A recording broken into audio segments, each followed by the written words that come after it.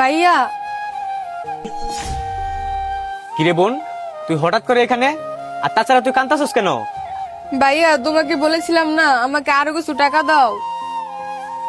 আমার শ্বশুর বাড়ির লোকজন আমার উপরে প্রতিনিয়ত টাকার জন্য অত্যাচার করে। আমি আর পারতেছি না ভাইয়া ওদের অত্যাচার সহ্য করতে। আজকে কিনা ওরা আমাকে শেষ পর্যন্ত বাড়ি থেকে বের করে দিয়েছে। বোন রে, আমি এখন কি করবো ক? আমি এতগুলো টাকা কই পামু? এমনিতেই তোর বিয়ের সময় এতগুলো টাকা ধার করে আমি ডিউটি করে যত টাকা জমাইছিলাম সব টাকাই তোর শ্বশুর বাড়িতে দিয়েছি যৌতুক হিসাবে। এখন তুই আবার টাকা চাইতেছিস, এই টাকাটা আমি কোথায় পাই? তোর বিয়ের সময় যত টাকা ঋণ পড়ছি সেই টাকাই তো এখনো শোধ করতে পারি নাই।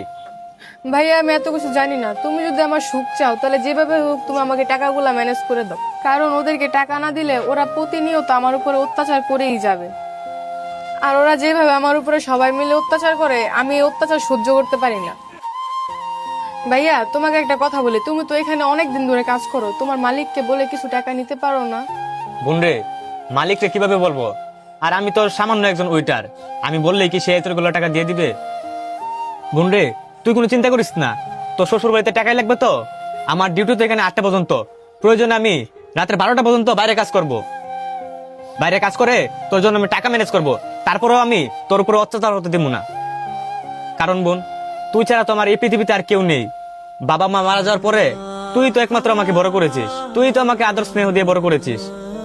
আর আমার সেই বোনটা এখন কষ্ট পাবে, আমি তো এটা সহ্য করতে পারবো না বোন। আমার যত কষ্ট বা পরিশ্রম হোক না কেন, আমি তো সুখের জন্য টাকাটা ম্যানেজ করে দিব। ঠিক আছে ভাইয়া, তুমি যেমনি পারো যেখান থেকে পারো টাকাটা ম্যানেজ করে দাও। আমি আর আমার শ্বশুর বাড়ির অত্যাচার সহ্য করতে পারছি না। তাহলে ভাই আমি আসি। এই আপু দাঁড়াও। জি ভাইয়া, বলুন। আচ্ছা রোমান, ও তোমার কি হয়? স্যার মানে ও আমার বোন হয়। বুঝলাম, ও তোমার বোন, কিন্তু এখানে এসে এভাবে কথা বলতেছে কেন?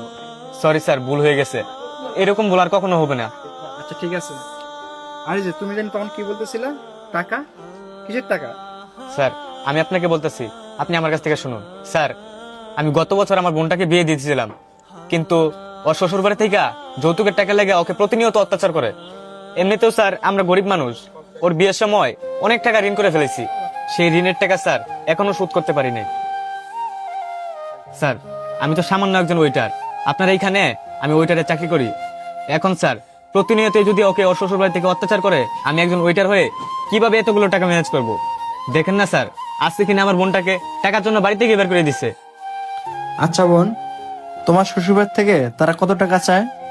ভাইয়া, ওরা 50,000 টাকা চাইতেছে। 50,000 টাকার জন্য আমার উপরে প্রতিনিয়ত অত্যাচার করে যায়। এমন অত্যাচার করে ভাইয়া আমি সেগুলো সহ্য করতে পারি না। আজকে কিনা শেষ পর্যন্ত টাকার জন্য ওরা আমাকে বাড়ি থেকে বের করে দিয়েছে। ও আচ্ছা বোন, 1 মিনিট। এই যে বোন, এখানে 50,000 টাকা আছে, এই টাকাগুলো নিয়ে গিয়ে তোমার শ্বশুরবাড়ির লোককে দিয়ে দাও। 50,000 টাকা? না না স্যার, আমার 50,000 টাকা লাগবে না, আমি আপনাকে এতগুলো টাকা শোধ করতে পারবো না। আর রোমান, তুমি এবার ভয় পেতেছো কেন?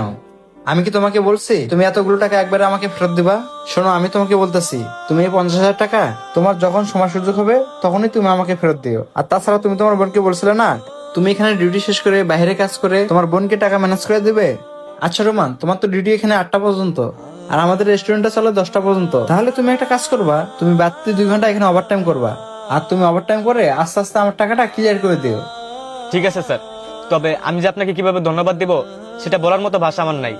আজকে আপনি আমার বোনের এই বিপদে পাশে দাঁড়াইছেন। থাক থাক রোমান, তোমাকে আমাকে এভাবে ধন্যবাদ দিতে হবে না। আর তাছাড়া তুমি তো আমার কর্মচারী, আর আমি যদি তোমার মালিক না হয়ে তোমার এই বিপদের পাশে না দাঁড়াতে পারি তো আমার কাছে খারাপ লাগে। আচ্ছা বোন, তুমি একটা কাজ করো, তোমার দেরি করো না, তুমি টাকাটা নিয়ে তুমি তোমার শ্বশুর বাড়িতে চলে যাও। তোমার শ্বশুরবাড়ির লোকজনকে এই টাকাটা দিয়ে দাও। আর এই টাকাগুলো পাওয়ার পর থেকে যদি তোমার শ্বশুরবাড়ি থেকে তোমার উপরে অত্যাচার করে তুমি আমাকে জানাবা, আমি এটা শেষ দেখে নেব। ঠিক আছে বোন, তাহলে তুমি এখন বাড়িতে চলে যাও। আচ্ছা ঠিক আছে ভাইয়া।